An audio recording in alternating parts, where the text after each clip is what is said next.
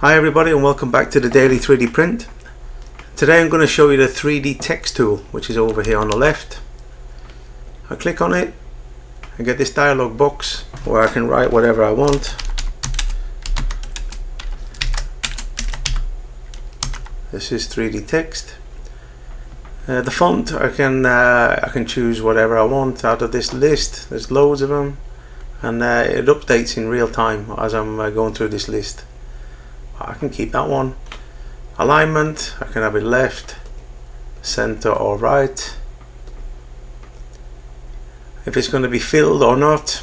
If it's going to be, okay, in this font you can't choose bold, but sometimes you can choose bold in this list.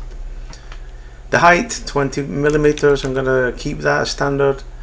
And this is going to be checked, so it's going to be extruded by 5 millimeters, the thickness. Then it's just to click on the place button.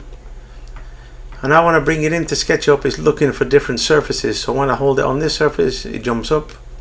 Hold it on this surface, it flips around, or it stays flat on this surface. I'm going to place it here.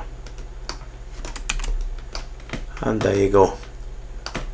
If you want to find out what kind of an object it is, click on the text, look under the entity info, under the default tray, you see it's a solid component. One solid component in model. So that's the quick way to do 3D text. Thanks for watching. Don't forget to hit the thumbs up button and subscribe to the channel, and I'll see you next time for more tips and tricks in SketchUp.